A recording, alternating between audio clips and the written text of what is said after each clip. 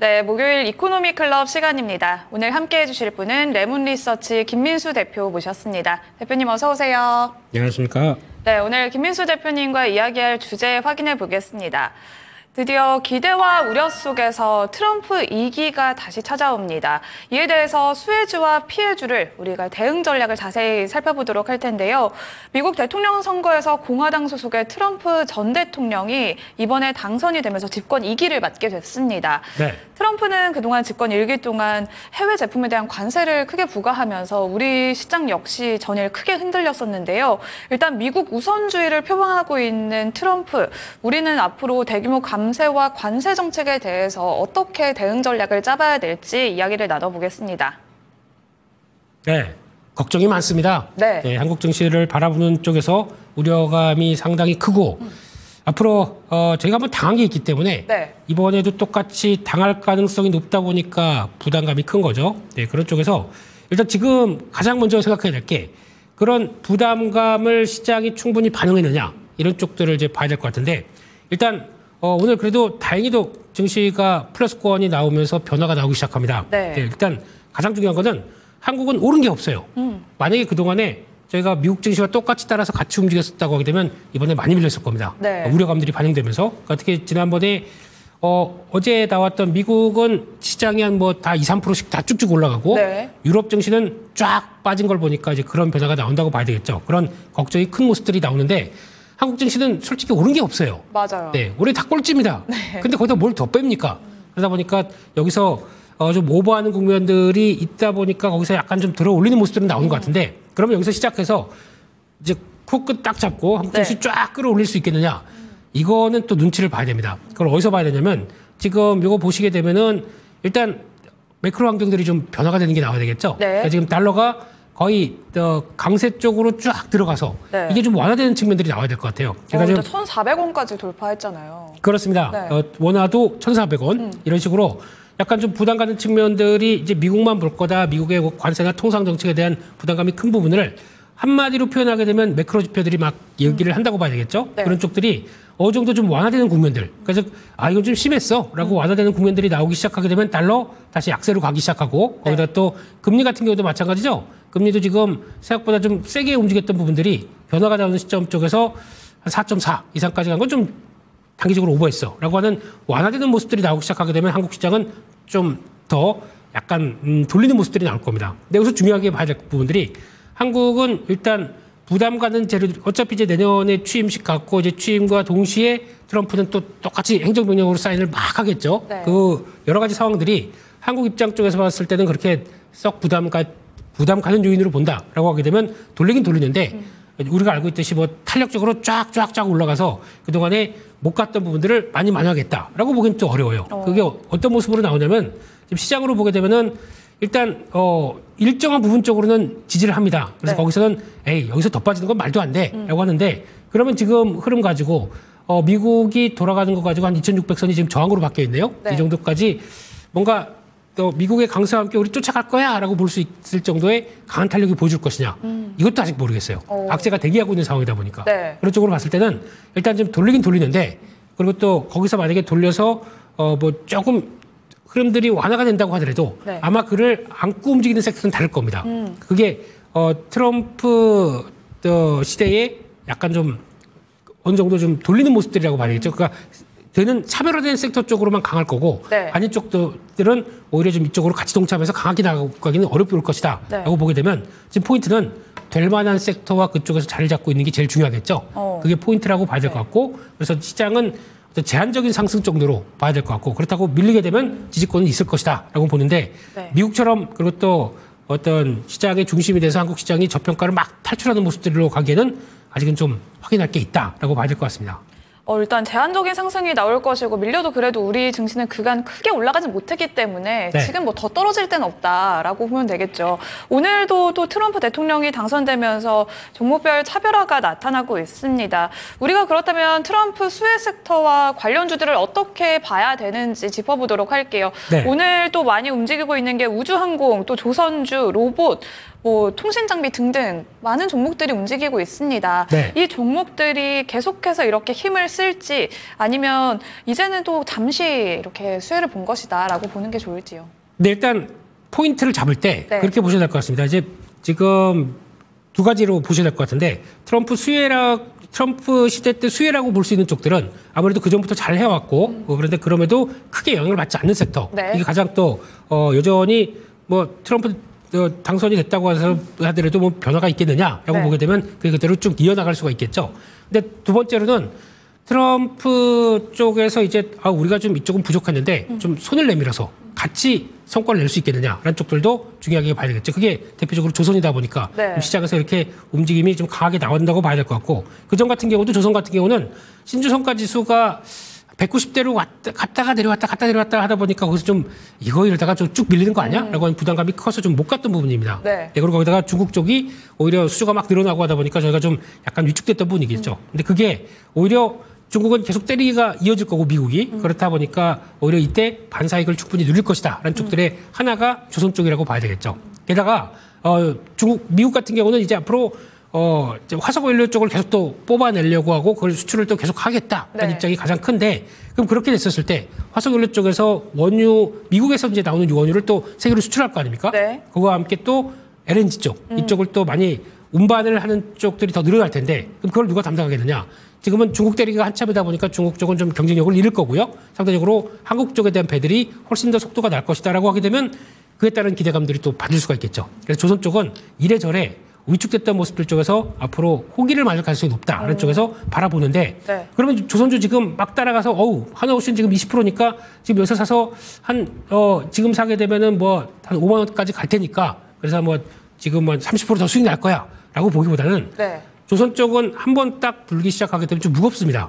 한번 재료를 받게 되면은 그에 따라서 쭉 이어지는 경향들이 오늘 올라간 거 그다음에 내일 또 딱딱 올라가기에는 조금 부담스러운 국면들이 있겠죠. 네. 그렇기 때문에 추세는 만들어 간다고 본다고 하더라도 오늘 지금 딱 여기서 대거 매수해서 또 앞으로 끌어나가기에는 특성상 그렇지 않을 수가 있다라는 쪽에서 그걸 또 고려해 보셔야 될 것 같고요. 그러다 네. 보니까 조선 기자재 마찬가지로 다 기대감은 높지만 이를 그대로 또 안고 가기에는 좀 추세적인 모습들이 좀 천천히 느리게 가는 게 가장 좋거든요. 네. 그냥 여기서부터 시작해서 빵빵 올라가게 되면 오히려 빠르게 올라가게 되면 비중을 좀 많이 줄였다가 다시 볼 자리도 된다고 봐야 될 것 같습니다. 그래서 그런 것도 체크하시면서 보셨으면 좋겠고요. 네. 또 이제 우주항공 쪽입니다. 우주항공 같은 경우는 지금 시장에서 분위기는 일단 새롭고 거기다가 미국 주도로 나오는 쪽에서 우리가 손을 잡았다. 최근 들어서 보게 되면 아르테미스 그 달 착륙선, 유인 착륙선에 대한 기대감과 함께 한국도 포함됐다. 네. 그리고 또 거기다가 추가적으로 태양 쪽에 흑점 연구한다 그러면서 또 뭐 망원경 쏘고 그럴 때 네. 우리도 같이 참여했다. 이런 것 때문에 기대감이 높아진다고 봐야 될 것 같습니다.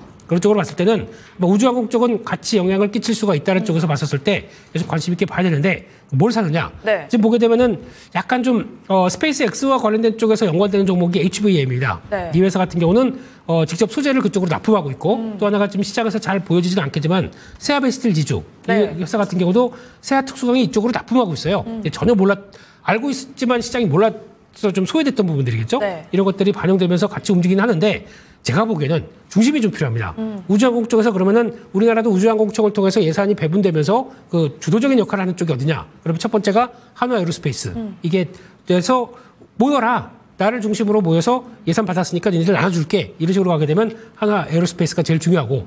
근데 많이 올랐어요. 네. 그러다 보니까 이쪽보다는 조금 더 흐름을 쫓아갈 만한 것은 한국항공우주. 이쪽도 정부의 정책과 함께 연결돼서 우주항공 쪽을 같이 케어할 수 있겠다. 그러면 이런 종목들이나 또 하나 시스템도 무시하시면 안 될 것 같습니다. 네. 이쪽도 워낙 또 이제 발사체 관련된 운영 체제 쪽에서 강점이 있다 보니까 이런 쪽들. 그래서 중심이 되는 주도적인 큰 종목들을 한번 보시고 네. 그다음에 나머지 종목들은 약간 중소형 종목들은 이제 같이 붙어가면서 좀 왔다 갔다 하는 좀 트레이딩 관점 쪽으로 보시는 게 맞지 않나. 라는 쪽에서 중심을 잡고 보자라는 쪽들도 중요할 것 같습니다. 이렇게 조선주와 또 우주항공 관련주를 이야기를 해주셨는데 오늘 또 로봇 관련주들도 움직이더라고요. 네. 일론 머스크가 아무래도 또 이렇게 테슬라와 함께 또 트럼프의 계속 수혜주로 꼽히고 있는데 로봇 관련주들이 이렇게 급등하는 이유는 뭘까요? 일단 우리나라도 로봇 관련주들이 있는데 그래서 이제 어떻게 보면은 이번에 트럼프에 딱 붙어서 네. 거의 1인자 쪽으로 머스크가 오른팔이 됐죠. 오른팔 완전히 위에 그 이만한 오른팔 네. 있기 때문에 그냥 고마워하는 거죠. 네. 예, 그런 쪽에서 머스크의 영향력이 높아질 것이다라고 하다 보면은 그러면 이제 머스크가 좀 추진했던 사업들이 네. 앞으로 이제 규제도 없어지고 좀 부각을 받을 것이다라는 쪽에서 기대감이 높은데 그렇게 되면은 그 중에 하나가 이제 옵티머스 관련된 이제 옵티머스 2도 2.0도 나오고 네. 3.0까지 보여주면서 앞으로 성과를 낼 것이다라고 로봇 쪽에 대한 기대감, 독점적인 사업에 대한 기대감 이것도 높아지는 건 사실입니다. 게다가 또 그러면 그동안에 잘 안 풀어줘서 네. 규제를 잘 안 풀어줘서 좀 잘 못 나갔던 자율주행 쪽도 마찬가지겠죠. 그런 쪽도 기대감이 높아서 이쪽도 같이 움직이는 건 맞습니다. 하지만 두 가지 섹터는 네. 잘 한번 생각해 볼게요. 옵티머스 3.0이 독점적인 지위를 가지고 움직이는데 네. 한국은 그만큼의 이족 보행 로봇을 통해서 뭔가 성과를 내는 걸 보여주는 게 있습니까? 딱히 없는 것 같아요. 제가 보기엔 하나 있습니다. 어떤 걸요? 현대차. 아, 현대차의 보스턴 다이내믹스 네. 아니면 또 LIG 넥스원, 저희 고스트 로보틱스. 로봇계. 예. 네. 예? 네. 개로봇 아니고 로봇계. 네. 좋은 표현입니다. 네. 이런 쪽들은 주축이 돼서 한다 그러면 그쪽은 같이 이제 미국 쪽에서 기반을 잡고 하게 되면 성과 나올 것 같아요. 근데 나머지 종목들은 네. 성과 나온 게 있나요? 한국 업체들이? 별로 없어요. 예, 별로 없고 그나마 뭐 AMR이나 이런 네. 쪽으로 성과를 보이는 것이 있다고 하더라도 한국의 기술력은 로봇이 해외 나가서 뭔가 성과를 낼 만한 정도로 강한 변화를 가지고 있다. 보기 좀 어렵습니다. 어제 두산 로보틱스 실적 나온 거 보고도 상당히 실망스럽죠. 맞아요. 네, 여전히 매출액 자체도 잘 안 나옵니다. 네. 이런 쪽으로 봤었을 때 지금은 성과를 좀 기대하고 있는데 그만큼의 걸맞는 성과를 보여주지 못한다. 로봇 쪽은 그냥 테마라고 봐야 될 것 같아요. 그런 쪽에서 성장주 쪽 많이 위축됐기 때문에 나오는 흐름들 보고 트레이딩 관점으로 보시는 게 좋겠다라고 봐야 될 것 같고 두 번째 자율주행도 마찬가지입니다. 네. 자율주행이 그러면 저희가 우리 이런 강력한 기술을 갖고 있기 때문에 테슬라가 우리 자율주행 기술을 좀 써준다라든가 네. 이런 또 우리가 이걸 가지고 미국 가서 뭘 할 수 있는 사업들을 보여준다. 이게 있나요? 전혀 없습니다. 네. 그렇기 때문에 자율주행도 테마입니다. 오. 그렇기 때문에 너무 올라가서 지금 자율주행 테슬라와 함께 뭐 움직이는데 이거를 보시면 안 될 것 같고요. 그냥 자율주행이나 로봇이나 그리고 또 우주항공이나 이 모든 거를 아우르면서 미국의 핵심적인 종목들을 본다 그러면 테슬라를 사야겠죠. 네. 근데 왜 자꾸 저희는 관련주 수혜주 뭐 찾아가면서 막 이거 이게 좋고 저게 좋고 막 이런 얘기를 왜 할까요? 네. 그냥 직격 돌파. 어. 테슬라 사는 게 제일 좋습니다. 관련주보다는 그냥 테슬라를 오히려 매수를 하는 게 낫겠다라고 정리를 해주셨는데 그렇다면 이렇게 트럼프 당선으로 인해서 피해를 보고 있는 섹터는 바로 2차 전지 섹터가 대표적인 것 같습니다. 네. 이 관련주들은 우리가 또 어떻게 대응을 해봐야 될지 신재생 에너지는 진짜 물 건너가는 건지도 궁금해요. 네, 일단 신재생 2차 전지 이쪽이 가장 피해 쪽으로 바라보고 있죠. 네. 민주당이 밀었던 쪽이다 보니까 이제 좀 아쉬운 쪽으로. 근데 이번에 CS 윈도 오늘 나온 실적 보니까 참 속상하네요. 맞아요. 네, 이 정도 실적이면은 만약에 이번에 해리스 당선이었으면 이거 20% 이상 올랐을 겁니다. 그 정도의 강력한 모습들인데 일단 지금 안 맞다라고 하다 보니까 지금 시장에서 이렇게 나오는 것 같은데 실적은 돼요. 근데 그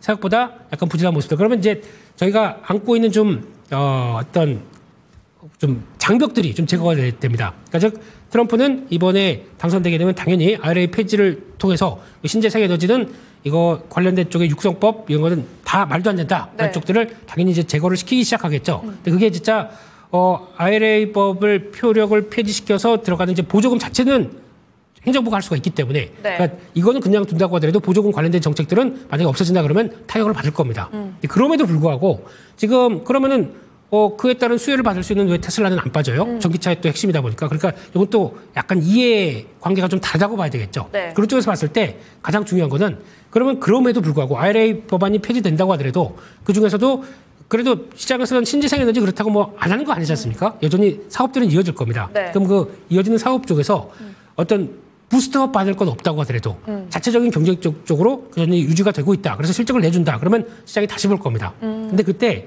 아직까지는 이번에 행정명령이 어떻게 나올지도 모르겠고 네. 정책적인 부분들이 어떻게 바뀔지도 모르기 때문에 그에 따른 막연한 불안감이 있는 상황 쪽에서 주가가 세게는 못 갈 겁니다.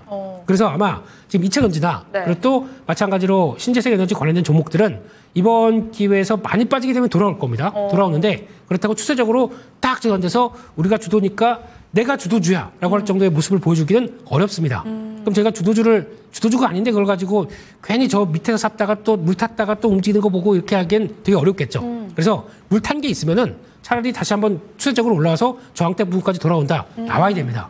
나오고 다시 많이 빠지면 산다라는 쪽으로 이게 역방향 매매다 보니까 되게 어려워요. 네. 주도주면은 그렇게 안 하거든요. 주도주면 쭉 올라갔다가 다시 내려가서 눌림목 들어온다 그러면 사면 되는데 네. 이거 많이 빠지게 되면 샀다가 저항권 들어오게 되면 파는 이런 쪽까지 매매를 한다 그러면 이게 대응이 얼마나 어렵습니까? 그렇기 때문에 아마 지금 신재생 2차전지 쪽은 분명히 악재성은 알아두고 이게 지금 주도적인 흐름으로 갈 수 있겠느냐? 아닙니다. 그렇게 되면 반등 시에는 비중 줄여가면서 정리하고 다시 빠졌을 때 대응하는 전략 중에 한정적인 정도밖에 안 된다. 그걸 꼭 보시면서 대응하시는 게 좋다고 봐야 될 것 같습니다. 대응 전략이 조금 어려울 것 같긴 한데요. 그리고 또 일단 신재생과 더불어서 반도체는 어떻게 될지도 궁금합니다. 반도체가 또 이번에 패권 확보를 위해서 보호무역주의 대중국 규제도 있잖아요. 여기에 네. 대해서 우리가 수혜를 보는 건지 피해를 보는 건지 어떻게 봐야 되는 걸까요, 대표님? 막연한 피해를 볼 거란 우려감이죠. 네, 근데 아직 모르겠습니다. 이쪽은 어제도 보다 보니까 미국 시장 그렇게 신나게 막 올라가는데 TSMC 빠집니다. 네. 근데 오히려 인텔 올라가고 마이크론 테크놀로지가 올라갑니다. 네. 그렇다는 얘기는 우리 영내 쪽에서 갖고 있는 반도체 쪽들은 그나마 큰 영향 안 받을 것이다. 하지만 칩스법에 따라서 어느 정도 좀 기대감이 있었던 쪽들은 철저하게 외면할 것이다. 라고 하게 되면 그래서 TSMC가 좀 많이 그랬던 거죠. 그래서 그런 쪽은 이해를 하겠는데 그럼 네. 지금 자리에서 한국의 반도체는 오른 게 없어요. 삼성전자는 많이 빠졌고 네. SK하이닉스도 실적 저런 사업 쪽에서 지금 엔비디아 쪽을 보고 같이 움직이는 종목들인데 네. 역외에 있다고 그래서 이거를 좀 많이 차별화되는 모습들이 나온다고 하더라도 그래도 별로 반응한 게 없다 보니까 아마 이런 쪽 때문에 우려감 때문에 밀린다 그러면 그거는 사야 될 것 같습니다. 네. 사서 돌아가는 것까지 보고 대응할 수 있다고 봐야 될 것 같습니다. 근데 그래도 엔비디아의 같은 또 어깨 아니면 또 같은 어깨 동무 네. 할 수 있는 회사들의 급들은 그래도 밀리면 사보는 게 맞지 않나 그런 쪽이기 때문에 SK 하이닉스나 이런 쪽의 종목들 쪽으로는 그래도 그나마 원픽을 한다 그러면 하이닉스겠죠. 하이닉스. 예, 이런 쪽들은 그래도 챙겨보는 게 맞는데 네. 이제 칩스법 관련된 쪽에서 어떻게 대응을 물론 그렇게 갈 겁니다. 네. 근데 그거에 따라서 좀 우려감들이 더 커지게 되면 그에 따라서 많이 밀렸다 그러면 또 대응할 수 있다고 보는데 이거는 하이닉스 정도는 그래도 엔비디아와 맞게 움직일 흐름이다 보니까 추세적으로 돌아간다고 봅니다. 근데 그게 또 막상 20만 원대 딱 안착해서 팍팍 돌아가기는 또 어렵다고 봐야 되겠죠. 그러니까 약간 좀 주춤할 때 샀다가 또 매매는 가능한다 하고 거기서 한 종목을 본다라고 하게 되면 그냥 하이닉스 쪽으로 압축해서 대응하는 게 제일 좋지 않느냐 이렇게 바라보고 있습니다. 네, 이렇게 반도체까지 이야기를 나눠봤고요. 기대와 우려가 공존하고 있는 트럼프 2기에 대해서 시장 대응 전략 자세히 체크해봤습니다. 그럼 오늘은 여기까지 듣도록 하겠습니다. 고맙습니다. 감사합니다. 네, 오늘은 레몬리서치 김민수 대표와 함께한 이코노미 클럽 시간이었습니다. 다양한 투자 판단에 도움이 되는 의견 전해드렸고요. 특정 종목의 주가 상승과 하락을 보장하지는 않습니다. 오늘도 오후장까지 성투하시길 바라겠습니다. 시장의 중심 오늘 준비한 소식은 여기까지입니다. 시청해주셔서 고맙습니다.